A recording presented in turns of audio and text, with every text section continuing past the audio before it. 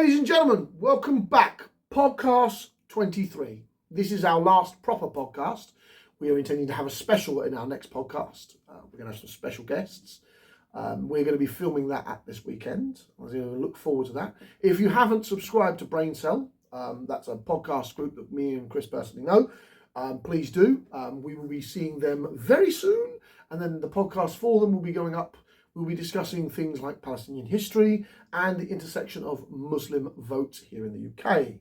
But for today, as always, I'm John, Yahya, or Sean, depends on the hell you're asking. I'm Chris. It's always a pleasure.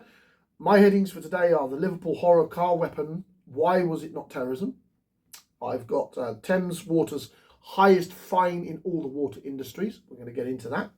The UK Special Forces officer who has blanket rejected entire commandos and their families who fought for Britain in Afghanistan, and Boris Johnson's former aide Dominic fucking Cummings giving his views on 𝐃𝐨𝐽. I happen to agree with this. This is a problem because I want to slimily stab the dirty bastard, but behind what it is. What you got on your side, Chris? 𝐶𝐭 Island deal latest on what's going on there. Obviously, future drinking water concerns within the UK. It's something to pay attention to. NHS tribal cost requests issues. They're basically denying them straight flat outright, despite the fact it's been mandated. The Tate brothers face rape charges when they return to England. That's a spicy little topic, rather interesting one. And Keir Starmer's honeymoon is officially over. Just dive into that a bit more later on. Absolutely. And whatever. Well, I just, to be fair, as a domestic prime minister, he has been absolutely fucking useless, and I stand by that opinion. He's an amazing foreign secretary. Let's be fair about this. He's done really well as a foreign secretary, but where we're talking about domestic problems, home problems, immigration problems, housing problems, work problems, tax problems, he's done nothing about it. He really has. He's failed realistically as a domestic prime minister. So since we're on, we might as well start. Yeah. Go ahead. I'm going to say, lovely headline is Keir Starmer's mask off premiership. PM is exposed as totally out of control. This is going to be interesting. It hasn't even been a year since Keir Starmer walked into number 10 and already his government is crumbling. For a man who promised stability and grown-up politics, what have we had is chaos. Coincidence, cowardice and cruelty. The honeymoon is over, the knives are out and the rebellion has begun. Labour's so-called landslide in 2024 was an illusion. The fewer people voted for Labour under Starmer than Jeremy Corbyn in 2019. This is very, very true because the Tory voters just didn't turn up. This was the starting of the collapse of the Tory vote. And in reality, the general population politics is radically shifting under our feet as we speak to you right now. Britain's politics is shifting. British society is shifting.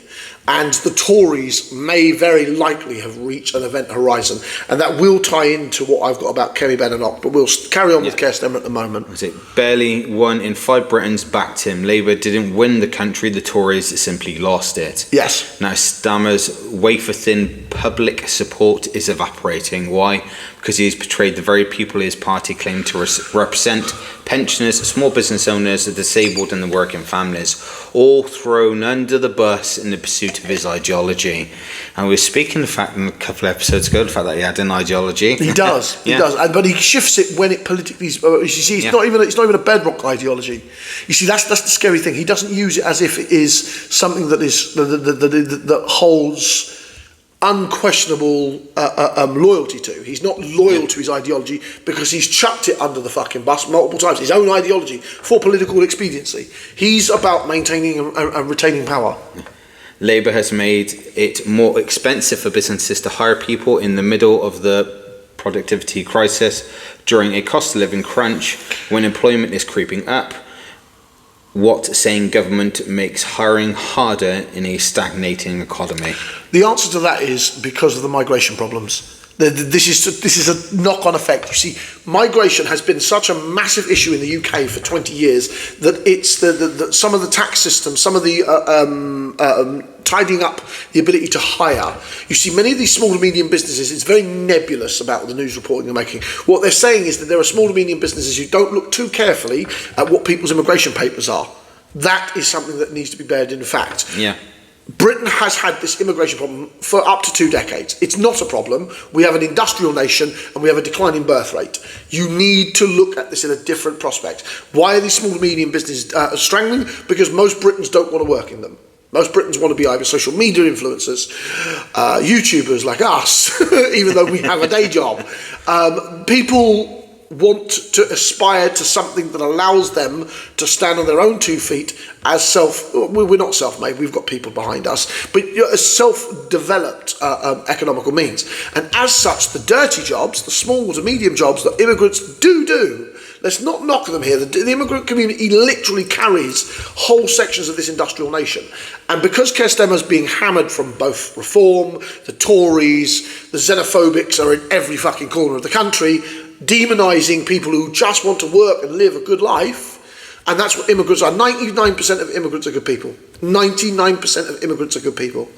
And I don't think that's stressed enough. And that has a knock-on effect towards these small and medium businesses. And saying, what is all this for? It is to balance the books. Apparently not, because the government still finds billions to hand over to the Mauritius for the 𝐬𝐿𝐫𝐾 Islands, and still puts illegal immigrants in hotels at a cost of $5 billion a year. Labour is cutting support for the vulnerable to fund. So let's stop. No. Let's stop there for a moment. The 𝐬𝐿𝐫𝐾 Island deal is a good thing, genuinely speaking, because it has a legal implication on international law, and Britain's political standing in the world requires us to obey international law. You may change your opinion on that once I read 𝐬𝐿𝐫𝐾 Islands deal later. No. I've done some extensive. This is why I've let you do this, because I've done some expensive. I'm telling you, this deal has legal representation. The lawyers and judges that are talking about that, Chris, the ones that object to it, specifically the doctor, as I suspect you're about to bring up his the professor who's mentioned, who says that the legal ramifications are minor at best. Look at that. The problem being is Britain doesn't have the ability as an independent nation. We're not part of Europe anymore. Remember, we sit outside on our own. Our word must be our bond. And if there is a chance of legal capacities, we are going to suffer for it. Keir Starmer has taken the legally correct position for safety. Back to the hotels, they're not hotels. Can we stop calling immigrant fucking housing as hotels? They're not. They don't get to choose them, they don't get to complain about them, they have standards of living that are close to that of prisons. They're not hotels. Carry on, mate. That's it. But the rebellion is brewing. Over 130 Labour MPs have already signed a letter opposing the welfare cuts due for a vote next month. That's a staggering number for a Prime Minister less than a year into the office. It is not just humiliating, it's potentially fatal. These ain't seasoned rebels. Many are first-time MPs horrified at what they are being asked to rubber stamp. The sign up to fight poverty, not to deepen it. The campaign on compassion, not cruelty, and now have watched Labour cut fuel support for pensioners and target disabled. They are saying these are a chancellor who has given herself financial requirements that she must. Realistically, we have a Tory chancellor. Let's just call it what it is, because she's refused any form of spending outside of what Britain makes earning. We can't do that. We have to fix the fucking tax system. Me and Chris talk about fixing the tax system all the time. You cannot solve these problems under this current tax infrastructure. Okay? Some of these problems that some of these Labour MPs are good people. 130 of them worried about the poor. Fantastic. They're the right kind of MPs to look after our country. One who says, but you cannot have a leader who refuses to reform the tax system. The tax system does not benefit the British people. It does not benefit our poorest subjects. It does not benefit the people who are the most vulnerable. And the reason it doesn't benefit them is because the system itself isn't built to benefit the British poor. It's built to benefit the corporations. 1% of our country. That's all it benefits. So these 130 MPs are good people. Yes, what Keir Starmer is trying to do, because we have a chancellor who won't borrow, which is insane in a developing country. You borrow, you spend back. You borrow, you spend back. That's how that system works. Now, I want to rearrange the entire system. Me and Chris want to gut the system. The system is the problem. But in that system, you can't operate in a financial means of not borrowing. The pressure is mounting. Starmer's partial U-turn on the winter fuel payments has calmed things.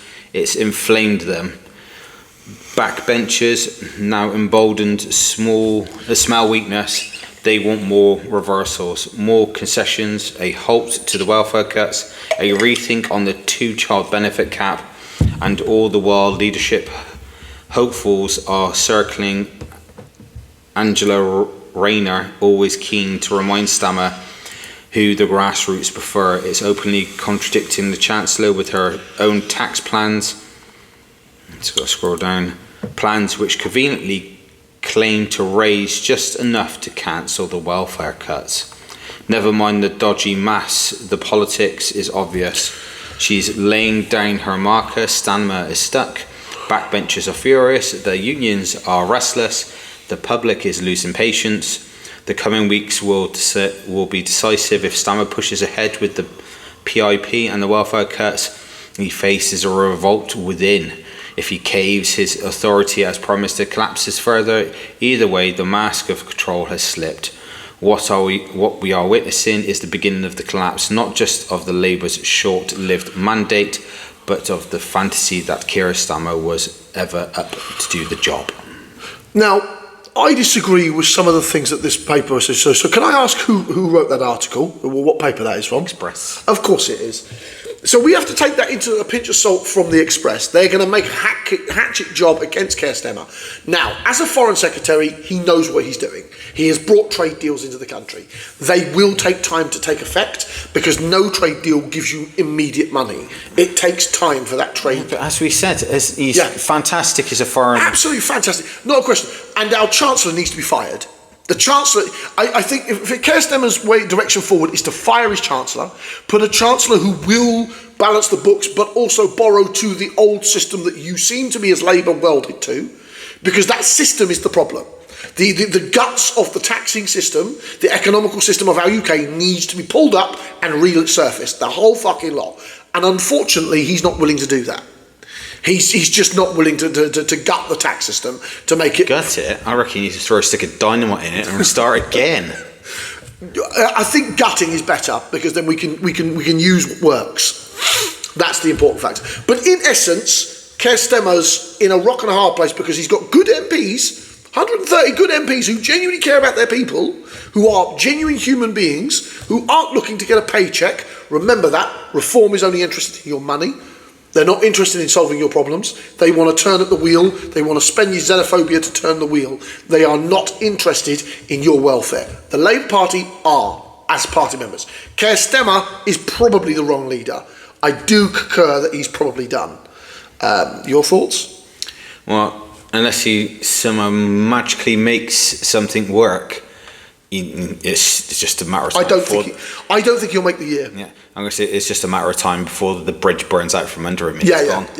Because he's upsetting that many first-time MPs. You're looking at a problem roaring to wait to happen. And and it's not just a small amount either. No, it's 130 of them. Yeah, no, that's a fuckload of... That is an absolute huge amount. Jumping straight from Keir Starmer, we'll go to the opposition leader. She's a goner.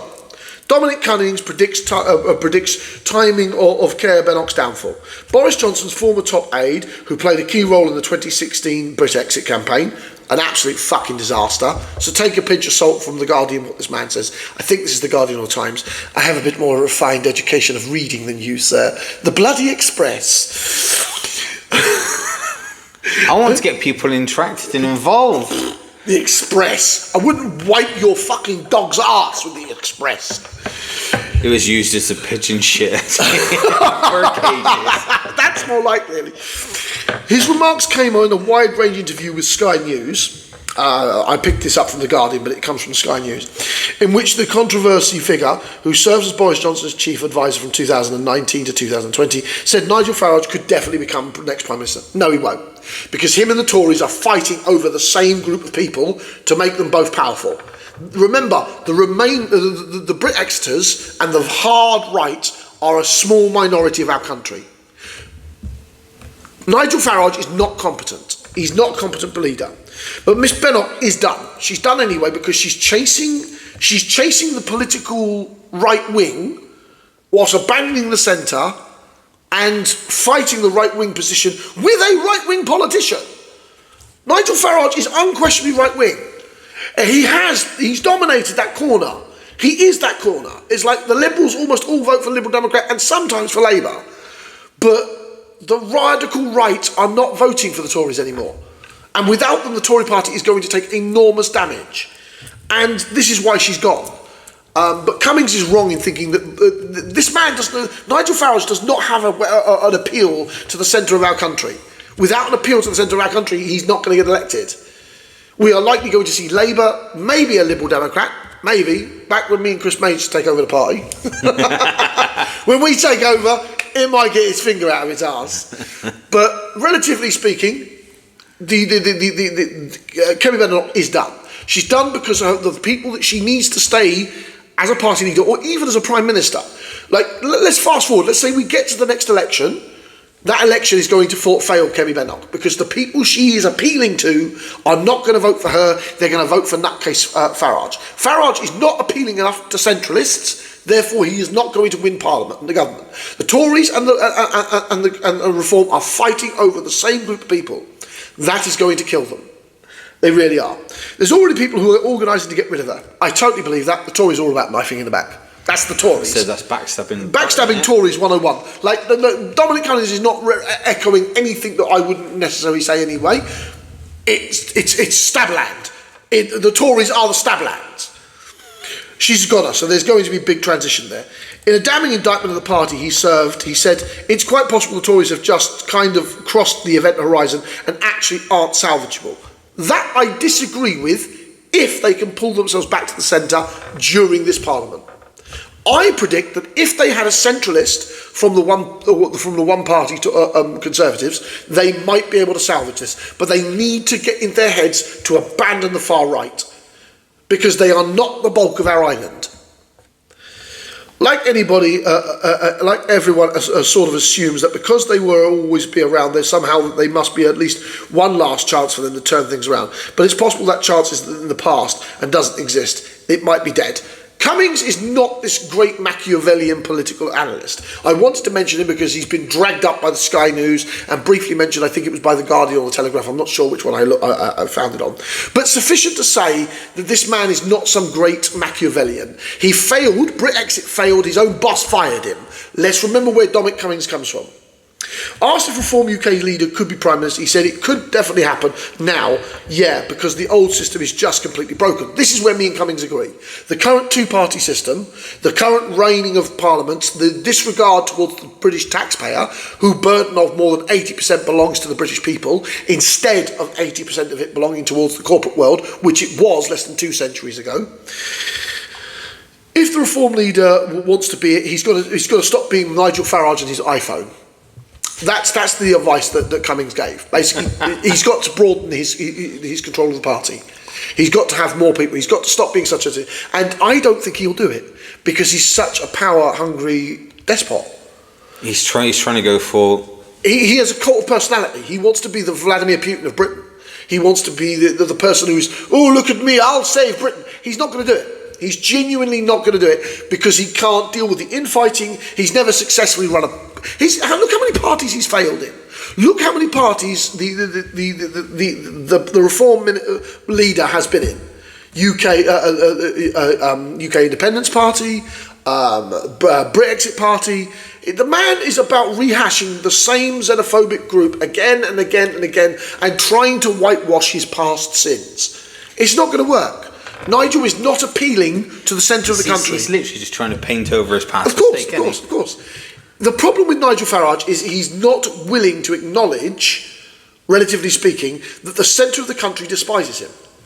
And that is the fundamental problem we have. That's why he will never be Prime Minister. He will do a fatal wound to the Conservatives because they need those votes. Because they've been turning more and more and more right-wing as the decades have gone down. They need the right-wing votes and they've lost them. Everyone on the right genuinely believes that they can get Farage to, oh, Nigel Farage will win. No, he won't. Because centralists can't stand him. And we are the people you need to fucking win the vote from. I think Dominic Cummings is on the nail, though. I do believe that Kemi Badenoch is done. I think she and Keir Starmer might go within the year. Christmas, when we do our Christmas special, I got a funny feeling we will be talking about this, because I'll make a note of it. And I'm telling you, Chris, I got a funny feeling that they'll be gone. That would make an episode just in the south. Yeah. I don't think that either of them will last a year, because the Tories, the centralist Tories, have to see the writing on the fucking wall. Chasing the far right is not going to win them an election. It's not, no. It's not, because then the far right are never going to vote for you when they have someone that they think they can dream to put their hand in. Because the far right recognises that Nigel Farage is their poster child. Because he's their poster child, we the centrists don't like him. So the chances of him winning an election at a general election are next to zero. He will never mount more than 5 or 10 MPs, I think. Best predicted, Percy. And there'll be conservative positions, because many conservatives are centralistic people. They're not as xenophobic as everyone makes them out to be. And this demonising of the average Tory voter, of which me and Chris have both been one, we've both been voters. I've tried to stand as a councillor for the Conservative Party. So it tells you that centrists do exist in the party. They are just running away from it more and more as the years have gone by. And they're stepping away from it because of course. It's far too right way. It's far too right. And I like the direction Keir Starmer was going in terms of centralism in his own party. I don't like the method that he took in it, and I certainly don't like the fact that he's a Zionist. There is some considerable problems with. He had the right idea, but implemented it absolutely, poorly. Completely. Yeah. But I think Kemi Badenoch's gone. Let's go to your second one, my boy. I'm going to say we'll do the 𝐶𝐭 Island deal latest. The Chinese government has welcomed Sir Keir Starmer's 𝐶𝐭 Island deal as a massive achievement, despite his claim that Beijing has opposed it. Beijing's ambassador to, I can never pronounce that. The Mauritius talked up the deal in a a speech on Tuesday after Sir Keir signed away the 𝐶𝐭 Islands and agreed to pay Mauritius 30 billion. That's over 100 years. Over 99 years. Yeah, it's 100 years. Yeah. Britain can afford that. Let's put this. China sees this as a good way because it's decolonialising. That's why China has this benefit, and that benefits the Chinese market model. Mm-hmm. I don't see the loss of the 𝐶𝐭 Islands to be a bad thing. It's not a massive populated area. It's a military basing infrastructure for America. It involves the Mauritians who call it home. You know, the Mauritians lost that. It was only lost in the 60s and 70s, Chris. Do you know what I'm saying? This is recent history where it was shared off by the British administration before they gave the Mauritanians their freedom, which I think was morally bankrupt in the first place. The international law side of it, I disagree with what he's about to say. Carry on. Mm-hmm. What name is that? 𝐻𝐭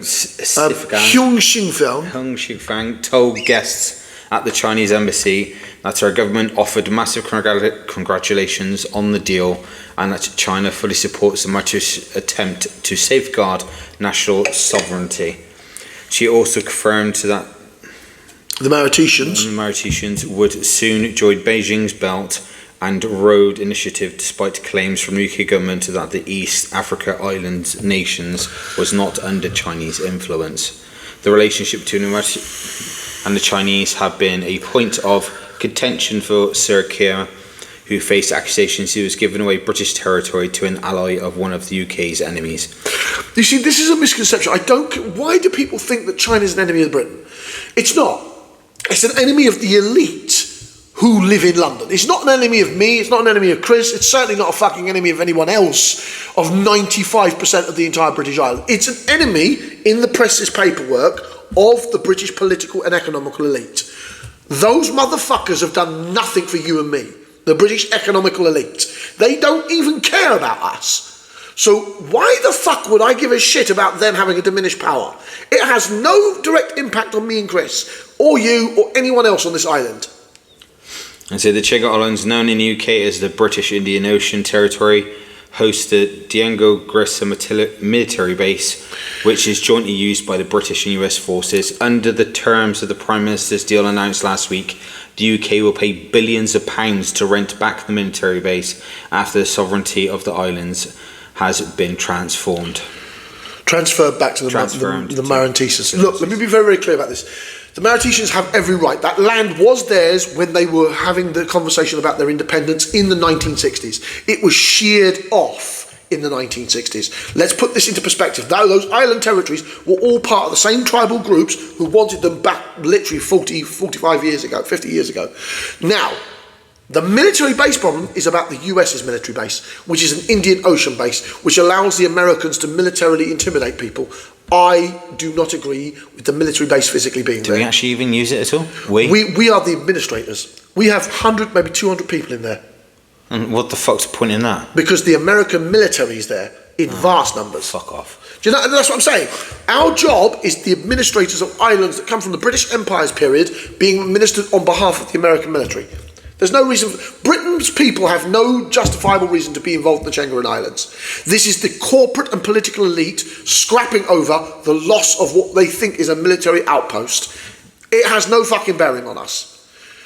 Whether the Chinese include the Mauritians into the Belt and Road Initiative, or if they do, is none of our fucking business. You are not a superpower anymore, Britain. You're not even a great power. You are a medium power in Northern Europe. Can we stop having this assumption that we need military bases in the fucking Indian Ocean? Why do we need a base there? If they're not a threat, why do we need them? Because it benefits America's global interests. Then they need to foot the bill. Yeah, that's what that billion worth of finance should be paid for by America. Yeah, I was going to say, if it's something to maintain their base. If it's something for America to maintain, then they need to foot the bill. The Americans don't. They shipped us to it. So one of the first things I would say to the Americans, I'm not paying the 30 billion you are, and if you're not paying it, I'm pulling out entirely. And then you can have a conversation with the Mauritians. Because it's none of our business. Why the fuck, like an example that I basically, as you say, that obviously we're just basically middlemen. Yeah, we're the middlemen of the Mauritians. Cut the middleman out. And that's what I'm saying. Why are we involved? We are not the superpower we used to be. The Falklands is different. So when people start mentioning about the Falklands have British people there. There are thousands and thousands. The Mauritian island, specifically that island, has all military personnel and about 200 or 300 refugees. That's it. And about 100 or 200 British administration officers. That's it. The population there is entirely an American military base. An entire American military base. Then they need to be footing the bill. Exactly. Absolutely. The Americans need to be paying that 30 billion. Over 99 years, not us. Watch Trump and if immediately they're not, polite as soon as he gets the bill. And if we're not paying it, I'm not carrying the legal paperwork. I would nullify the entire deal and tell the Mauritians it's their island. I'm not paying 30 billion to lease the island. The military base should be leased by America. Yeah. We need to start realising we are not this fucking major power anymore. We need to stop pretending that we are some major fucking superpower. Our seat on the United Nations Security Council, we should dissolve that too. Britain, you are not a fucking great power anymore. More people need to be told about this. The reality is that base it would be ideal if we had a navy that went further than Europe. Our naval interests, we can't get to the Falklands if there's a conflict over there again, you know that? Damn. We don't have the supply ships. Yes, we have the ability to fight a war if we can get the supplies over there. We wouldn't be able to get to the Falklands without America's help.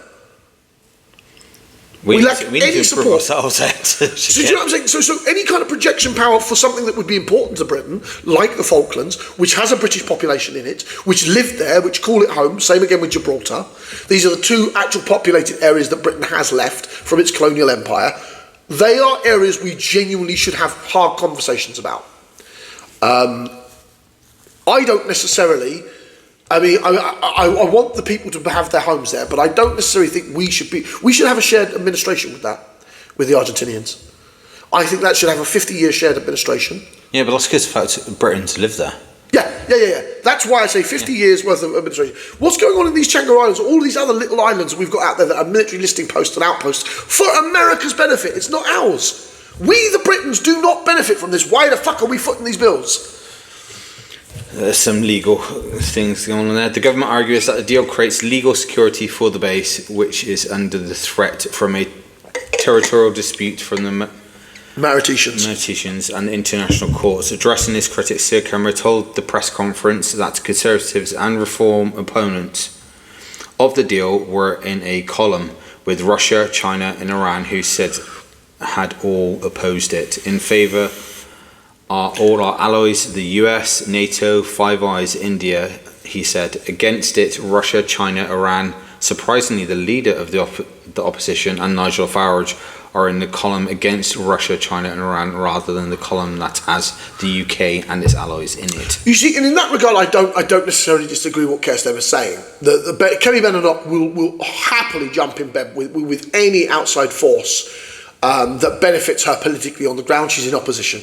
Nigel Farage is a nasty cunt and has been known to be in bed with Russians before. So I'm not even batting an eyelid. That's not even an attack. The man is disastrous. I mean, he's like a Dick Dastardly fucking villain who will make deals with anyone. But the argument was contradicted by the Chinese government 5 days later. Yeah. China, on the other hand, they see the benefit of this. When the ambassador welcomed the deal, according to the local newspaper, The Mariticians. Miss Hung told party guests on Tuesday that the China offered massive congratulations to the messages for securing and the disputed territories with the UK. Absolutely. And again, this is about a sovereignty about their people who should have had it in the 1960s or 1970s. But because America wanted a deep water base, those islands were sheared off them. I morally disagree with what happened to them in the 1960s. I believe we should be withdrawing as a country from all of these outside territories. They do not benefit the United Kingdom's people. They only benefit the corporate and political elite, and fuck them. They don't work for us anymore. And so the only ones we should be involved in is where... Again, Gibraltar and the Falklands. That's where a conversation... British and Belfast, obviously. Yeah. That's all the three real... They're our neighbours. What are you on about? Yeah, but most of my cousins want to go home. They want to go back to Ireland. Yeah. 700 years of rule. You can understand. There is a whole section of Belfast population. My dad's people want to go back to fucking Irish rule. And that's been a dream of theirs most of their lives, most of our lives. So I genuinely think there should be a conversation there. There should be a 50-year power share. 50-year power share for Gibraltar. 50-year power share for the Falklands. And everything else should be fucked off. We are not a fucking superpower anymore. I do not understand this dream. Be a superpower when we haven't even got our own shit in life. Yeah, I know, that's what I'm saying. We can barely afford to look after our poor and needy, and we're worrying about 30 fucking billion. I tell the Americans, pay for it or we're out. That would be the fucking conversation. Because why am I paying 30 billion? Yes, it's over 99 years. So that's it's doable for an industrial nation like us. Yeah. But why are we paying it when it's for their benefit? Yeah. Their military benefit. Why are we footing the bill for something that we don't use? Yeah, absolutely. You done with that one? Yeah, I'm done with that one. Liverpool horror car weapon. Why is it not a terrorism? Because the gentleman is white and in his 50s. Newspapers just recently have been talking up. Oh, he's a company man. He's a family man. He's on drugs. As well. Fucking joke. The man committed an act of terrorism in a football fucking method whilst terrorising the people of Liverpool. I'm sorry, I'm tired of Western fucking media mislabeling this because he's a middle-aged director of a company with children. Motherfucker, most terrorists have kids. Almost all terrorists have kids. The man is a terrorist. I want to know how the fuck he managed to actually do it, to be honest. At 5:41, the open-top bus parading the Liverpool team had passed by the Royal Livery Building, and a huge crowd broke into a powerful rendition of "You'll Never Walk Alone" to celebrate the new Premier League champions. Lovely stuff, very British, minding their own business, enjoying themselves in their own fucking city. Okay, so that's standard stuff. Standard stuff. Yeah, standard stuff. League stuff going on. Fireworks. Ticker tape explodes overhead from an apartment on Main's Island. Former Liverpool manager 𝐬𝐮𝐬𝐫𝐢𝐻 and Sir Kenny Dalglish waved to jubilant supporters. 27 people were taken to hospital with 2 sustained serious injuries, including one of them being a child. The man committed an act of terrorism whilst there was a jubilant football cage. But because he's white, he's not called a fucking terrorist. There's no other justification. You hurt 27 people in a massive celebration, and you ignore skin colour, and I tell you that, what is your first thought that comes to mind, Chris? What the fuck's he terrorising people? Exactly. That is the first. You don't mention skin colour, don't mention creed, don't mention religion, don't mention drugs. 27 people have been hospitalised, including a child, Chris, whilst the football celebrations are going on in one of our cities. What's your thoughts? It's literally creating... an act of terrorising people. He's terrorising people. Another 20 were treated for minor injuries in the scene and other self-preservation. I wouldn't know how on earth did he manage to get right? Oh, there wouldn't really have been security, would there? Because it was just it was spontaneous, I think. Yeah. Ambulances were parked outside Liverpool Town Hall over 3 hours later. Approximately 20 to 30 casualties were being treated in the River Blue Italian restaurant across the road. One man from Birmingham, who I asked not to be named, has been treated for back and leg injuries, having been knocked over in the incident. He has spent the day celebrating on the stand, but unable to get a signal to send photographs to family's WhatsApp group, decided to head up to the Water Street in search of better coverage. I wouldn't be sending any now. He said, I'd have had mostly the wonderful day, but now I don't even want to think about what I just saw. Of course, it's an act of fucking terrorism, but a white man did it. So when someone mining Chris's skin colour commits an act of terrorism, oh, he's on drugs, he must have been stressed, he's a company family man. Bollocks, he's a terrorist. Call a fucking terrorist a terrorist. I'm sick and tired of this double fucking standards in the UK press. It's an absolutely fucking joke. Michael Hollander, 28-year-old, had cycled with a group of friends for 20 days from Unterbridge in Switzerland via France, Germany and the Netherlands to see his beloved team parade a record equality 20th league title. Liverpool fans and Copeland had been denied the opportunity when Liverpool won their 19th league championship, so he came to see this, and it is now this. This is a foreign fan of the Liverpool team cycled to the country with his friends to see the fucking league special. This is a textbook act of terrorism, but you don't see the fucking British press saying it. Because they don't want to admit to them. Oh, of course, absolutely. Because terrorists have to have my religion, or wear a certain hat, or have a certain skin colour. British press are fucking joke, including the BBC. Absolute fucking joke. The man, the Liverpool attacker, is a terrorist. Let's call him what he is. I get so narked about this point because this is the thing that makes me wonder the most. For him to actually do an act like that, which means there must have been. Oh, they claim it's drugs. They claim it's drugs. We don't know the truth yet. They claim it's drugs. Yeah, there must have been signs before. Oh yeah, absolutely. Like, I'm sure of it. I completely agree. The reality is, this white middle-aged man, 50, nearly old, with children, with a company, is irrelevant. He drove a fucking vehicle into 20 to 30 human beings and hospitalised more than 25 of them during a celebration. That is an act of terrorism. Can we move the fuck away from calling it mental illness, drug stress and the rest of it? The British press are a fucking joke, and they need to be called a fucking joke. All of you, the whole lot of you. Every fucking single one of you British newspapers, including the BBC, you are sugarcoating this bastard's behaviour. Man, that clearly needs help, regardless of what. Oh no, completely. Yeah. All terrorists are mentally ill, Chris. All of them. They're warping. Let's be fair, they're Muslim for the most part because they won't label it. This man is a terrorist. Someone who terrorises groups is an act of terrorism. You only need to look up the word terrorist and what the act of being a terrorist is. But the ones in my community are absolutely mentally disturbed. They've warped the entire perception of our religion. They've mislabelled it, mistreated it, and they're using it for their own demented issues. Well, it's the same with all of them on any religion. Yeah, of course, absolutely. Fanatics are nutcases. They're going to the extreme on certain thing. Drinking water. Yeah, knock yourself out. I've got Thames after that. Yeah. Drinking water shortage in decade without new reservoirs, Minister says. This is quite concerning. England could face drinking water shortages within a decade unless new reservoirs are built, a minister has claimed. The warning comes as government announced it was speeding up the planning process for 2 reservoir projects, but overriding local objections could be unpopular and the reservoirs could still be more than a decade away from opening.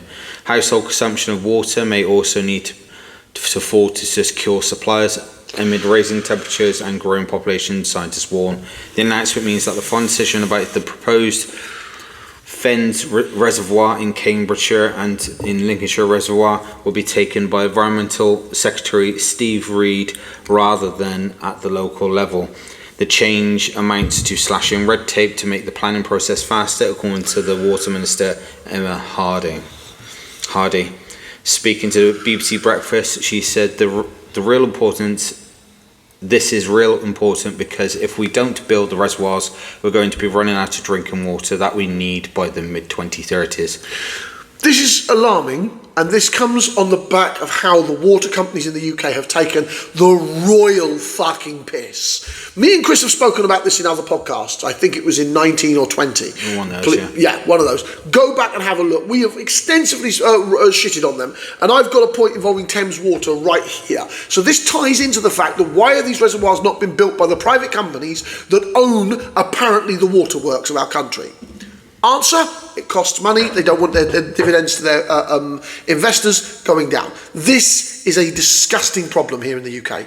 We need to get a fucking handle of it. We need to nationalise our entire water industry.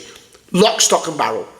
And we need to use the revenue that car does, not a vast amount of profit, but the revenue it makes to finance more water infrastructure. That is how it should be country-owned companies. Should run the entire thing.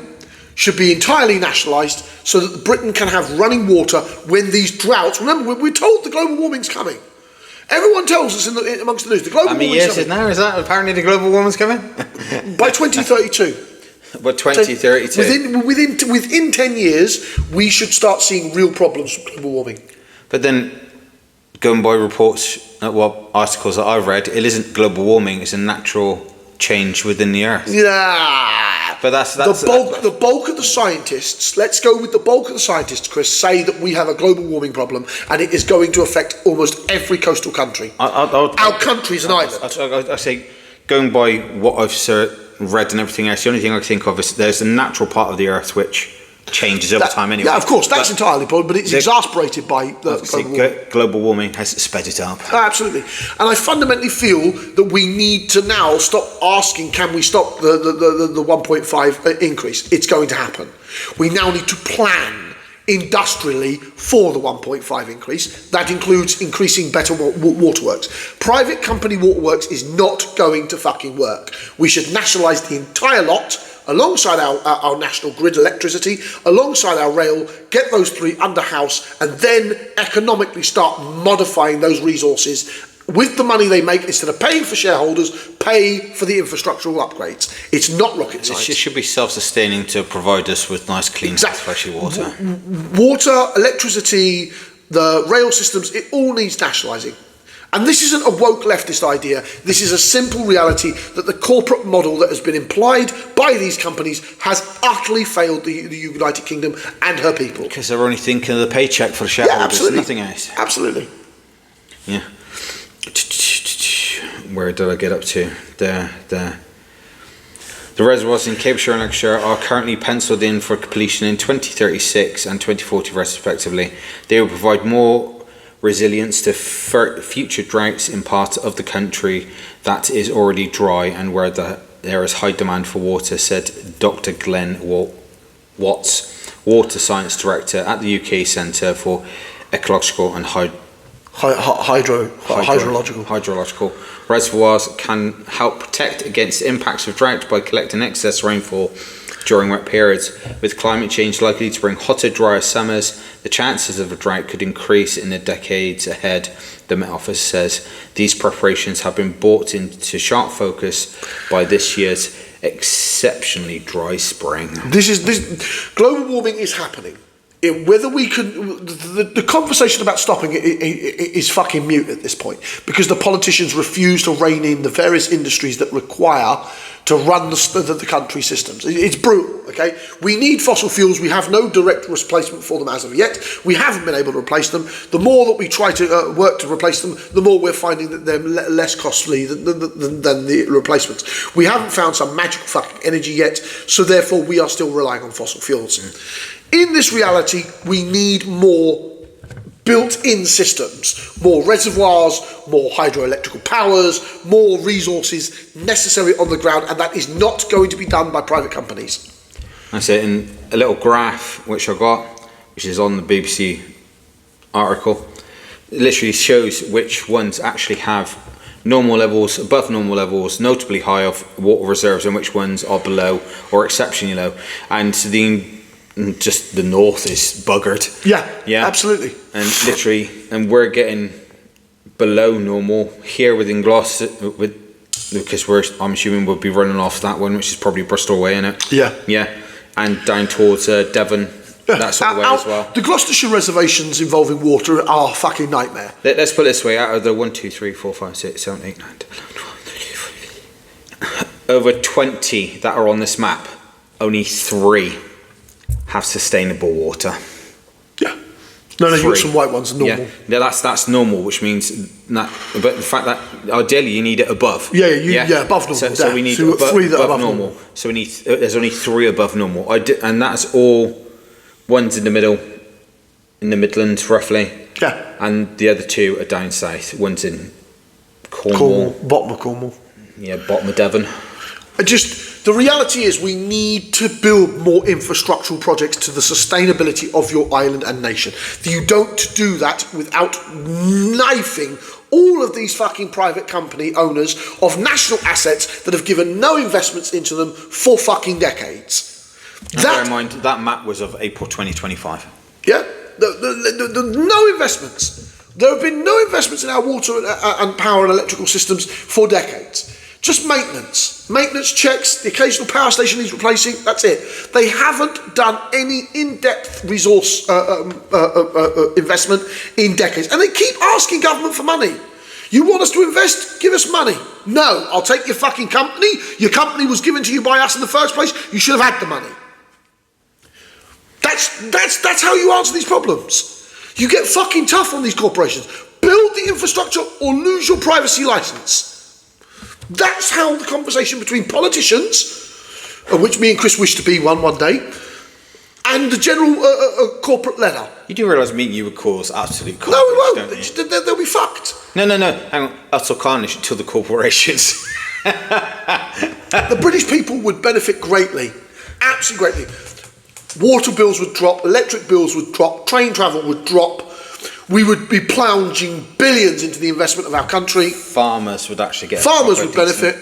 The problems we have are very solvable in today's economics because the money is physically here. We just need to handle it better.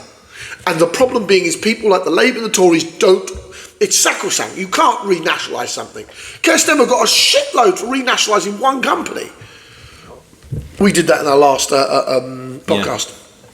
So let's move on to the Thames Water fines. Thames Water has been fined 122 million for breaching rules over sewage spillage. Massive problem in the waterworks. Sewage spillage is everywhere and they have exemptions that they've been using since the 1960s and 70s. The penalty is the biggest ever issued by a water industrial regulator, Ofwat, which has said that the company had let down its customers and failed to protect the environment. The watchdog confirmed the fines would be paid by the company and its investors, that's a good thing, and not by customers who were hit with water bill increases last month. Thames Water has said that the company took its responsibility towards the environment very seriously, bollocks, and it was continuing its search for new investments as it struggles under 20 billion debt pile. Nationalise them. Bang! Nationalise them. Tell the investors who owe 20 billion you're not getting a penny, you've already milked the fucking cow. The cow's dead. You do realise they'll find a back door and shove it straight on the customers, don't you? Oh yeah. I can see I know for a fact they will. I can entirely see this coming. The supply service about a quarter of the UK's population, most across London and parts of the South East England, employ 8,000 employees.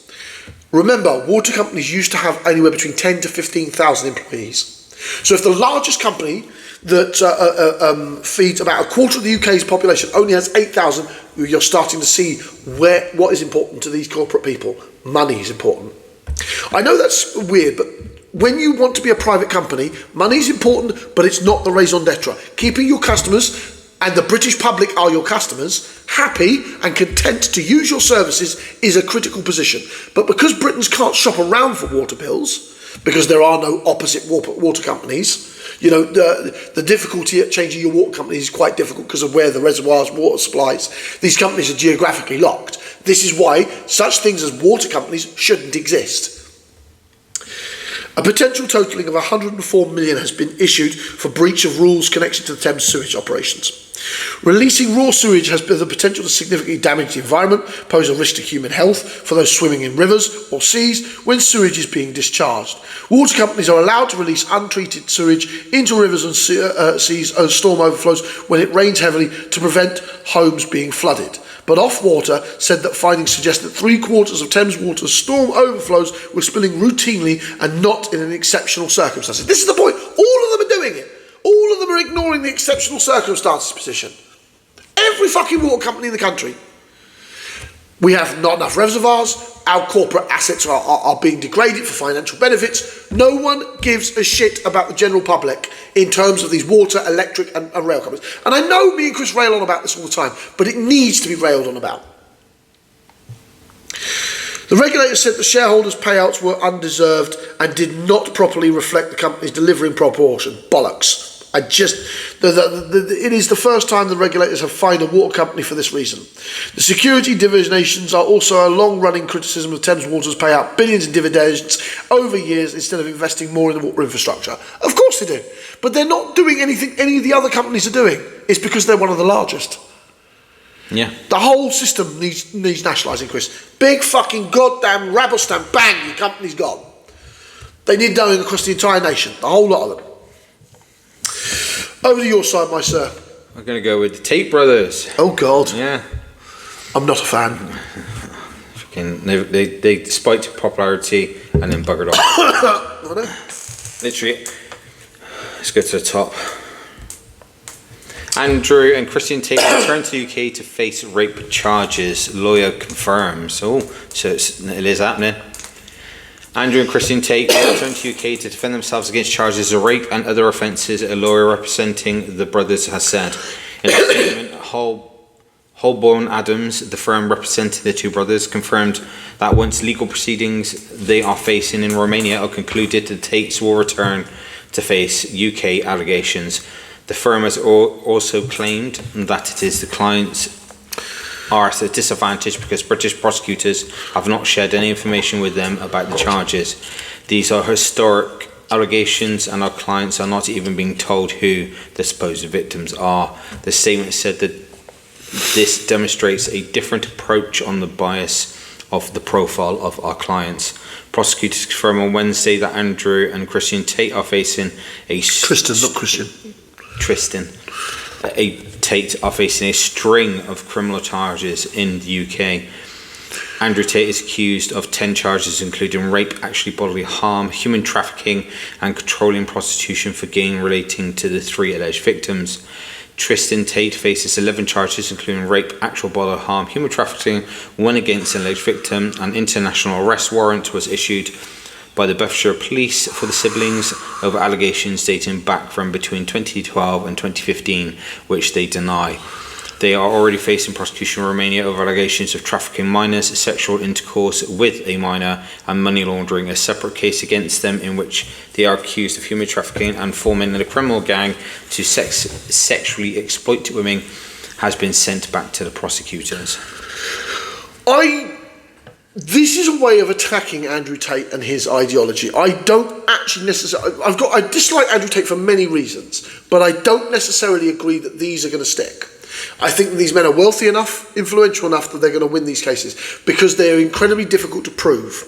I genuinely think Andrew Tate and his brother are going to slime out of this and call themselves victims and blow up on social media. And young boys are going to hero idolise them. They are not good role models. Let's be very, very clear about that. They have incredibly dangerous, demented ideologies that are warped by their own views, that they worship money. They act in un-Christian, Christian's Christian, and un-Muslim, Andrew's Muslim, behaviour, because I happen to have an extensive understanding of both of those religions. They act outside the normalities of those religions.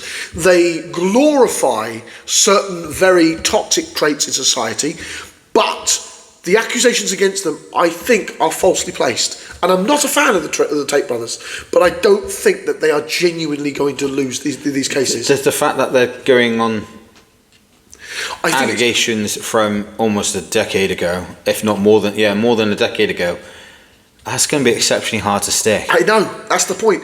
And in British justice, you have to be without a shadow of a doubt. You have to be convicted without a shadow of a doubt. And I don't think after a decade, the evidence that will be presented by the legal teams is going to be enough to put either of them away or even damage them financially. I think it's going to do the reverse. And the people who are opposing this, the people who are pressing this forward, the people who are benefiting this, the financiers, the equippers, etc., this is going to backfire. This is going to horribly, horribly backfire. I think that the best way to deal with the Tate brothers is ignore them. I think that's the best anaesthetiser to them, is not give them oxygen. This is just fueling their fire. Exactly. This creates the _𝐸𝐵𝐿 kind of ideology that they live on, they profit from, their pyramid schemes are built on. This is how they how they damage our youth. Our young men will see this when they win this and see it as a heroic kind of a victory. It's just going to be exceptionally hard for something that's like 10 years old to be stuck. Yeah. Especially in fact, anything over 2-3 years old often doesn't stick. No, of course not. It's extremely difficult to stick these. Especially seeing as evidence that you need in our system without defined proof to be convicted. And if you haven't got enough of that, it's just not going to stick. The conviction ability in the UK, which is I think is one of the few things I do praise our country on. Our justice system is robust. To be found guilty requires a huge benchmark. Yeah. Let's not kid ourselves here. I don't think Tristan and Andrew will be found guilty because A, the length of time, proving those accusations in that length of time, misunderstandings from whoever the victims are, misrepresentation, failures of facts, failures of times and dates. I don't think this is going to stick, and it's going to do more harm to the British youth, young men, young boys, than it is going to do good about them being convicted. This isn't a conviction happens. This is a last desperate roll of the dice. This sounds like someone by ideological feminists, I think. I was going to say, someone's tagged you on something trying to prove it. Right, let's slap a case together so you're in even more turmoil when you come back in. I think this is going to horrifically fail. And the reason it's going to fail is because of time, distance, resources, memory. I don't think the victims are going to win this, and it's going to be horrible. Going to be pure time, because in fact, over time, everything dissolves. Yeah, the problem is you have to be found guilty on these cases. The powers that be, especially the type of cases they've been accused of. The problem being is the evidence is not going to weigh to the justice system benchmark. They're going to walk out, and that is going to do more damage. Them winning or being acquitted is going to do more damage to the UK's youth, young men. And I think this is a fatal mistake. It may encourage certain behaviour. Exactly. Whereas ignoring them, starving them of oxygen, cutting them off would have been far more effective. Leaving them to do their business, and then literally, if they are then doing wrong and actually getting more concrete evidence in current time and perspective, absolutely, will more likely get a result than trying to base it upon something. There are many reasons I don't like Andrew and Tristan, but most of them are not related to these cases because I just feel that they give the wrong image to young men and young boys and the wrong kind of ideological positioning, especially in the Ummah. The British Ummah needs to avoid Andrew Tate. He is not a good Muslim. I'm not a fucking good Muslim. A'udhu billah, people shouldn't be using me as a fucking role model, let alone Andrew Tate, who I genuinely think as a Muslim is far less learned in the Islamic world than I am. I watched one video of them two in it, and I was like, what the fuck are they spouting on about? Exactly. This is the fundamental reality they are in. They craft this kind of fake generic dream that they try to sell the youth. The way these court cases inspire more young men, more vulnerable young men and adult boys to actually inspire upon these men. And it's morally bankrupt. Starving them of oxygen, I think, would have done better. Yeah, just ignoring them. 10 times better. Absolutely. UK Special Forces officer personally rejected 1,585 resettlement applications from Afghans who had credible links to the Special Forces in a new documentary just released recently. The file discloses that the Minister of Defence in court on Thursday showed an unnamed UK Special Forces officer rejected every application referring to him in the summer of 2023 in what was described as a spirit. The MOD told the court that the officer may have been connected to matters under examination by the ongoing inquiry into alleged war crimes committed by the SAS inside of Afghanistan during that time period when Britain was over there helping them. The man has prevented Afghans who helped and served the British people, tried to stop the Taliban, who in my opinion are not real Muslims. They're nutcases. I stand by that. The way they have treated women over in there, the un-Islamic behaviour of the Taliban right now is the reason I am not a supporter of the Taliban. Let's be very, very clear about this. Reclaiming your own country, not a problem. What they do afterwards, I do have a problem with. The admission comes after the BBC revealed last week that the same officer who previously served in Afghanistan rejected applications of Afghans who may have witnessed those alleged crimes on spec. So they have been killed via these actions, these men who served against the actions of the Taliban, who fought for Britain, fought for America, who have every reason to be here for their own safety since Joe Biden pulled the plug and fucked off and left the Taliban pretty much in charge.